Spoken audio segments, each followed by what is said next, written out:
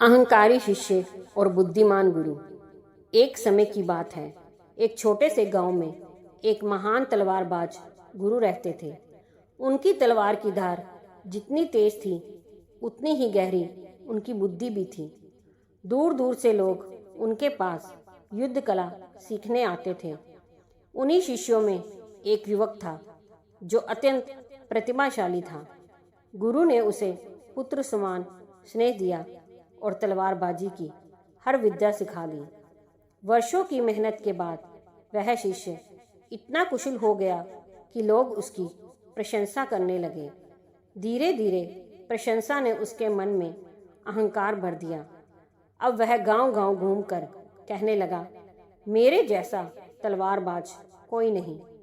मेरा गुरु बूढ़ा हो चुका है, अब वह मुझे नहीं हरा सकता। शुरुआत में लोगों ने उसकी बातों को मजाक समझा, लेकिन उसका घमंड दिन ब दिन बढ़ता गया। आखिर एक दिन उसने पूरे गांव के सामने अपने गुरु को चुनौती दे दी, यदि आप में सामर्थ्य है तो मैदान में आकर मुझसे मुकाबला कीजिए, अन्यथा गुरु कहलाने का अधिकार छोड़ दीजिए।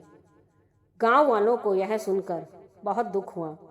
सभी ने शिष्य को समझाया कि गुरु का अपमान करना पाप है, परंतु अहंकार में डूबा शिष्य किसी की बात सुनने को तैयार नहीं था।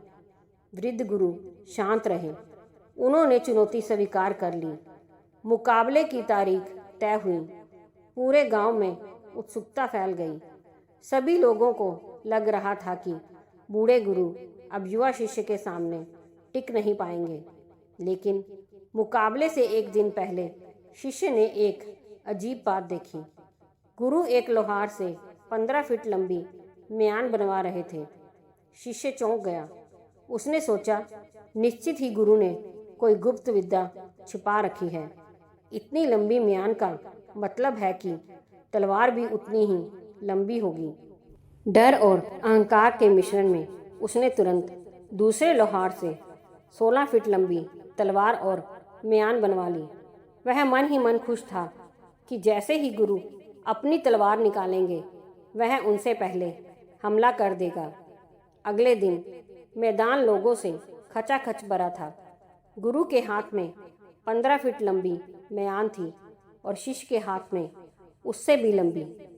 सीटी बजते ही मुकाबला शुरू हुआ। क्षण भर में गुरु ने अपनी लंबी म्यान से बिजली जैसी फुर्ती से छोटी सी तलवार बाहर निकाली और सीधे शिष्य की गर्दन पर रख दी।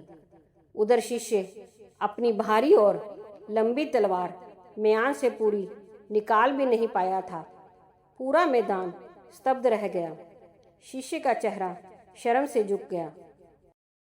उसे समझ आ गया कि गुरु ने केवल म्यान लंबी बनवाई थी, तलवार नहीं, जबकि उसने बिना सोचे समझे तलवार और म्यान दोनों लंबी बनवा ली। गुरु मुस्कुराए और बोले, युद्ध केवल ताकत से नहीं, बुद्धि और धैर्य से जीता जाता है। और गुरु का अनुभव कभी बूढ़ा नहीं होता। शिष्य की आंखों से अहंकार उतर चुका था। वह गुरु के चरणों में गिर पड़ा और क्षमा मांगने लगा। गुरु ने उसे उठाकर गले लगा लिया। शिक्षा। इस कहानी से हमें यह शिक्षा मिलती है कि अहंकार मनुष्य का सबसे बड़ा शत्रु है। ज्ञान और शक्ति प्राप्त करने के बाद भी यदि व्यक्ति विनम्र नहीं रहता तो उसका पतन निश्चित है।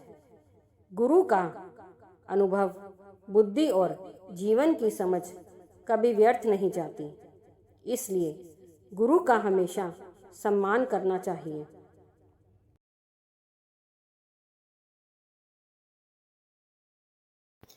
दोस्तों, अगर कहानी पसंद आई हो तो लाइक, सब्सक्राइब, शेयर ज़रूर कीजिए।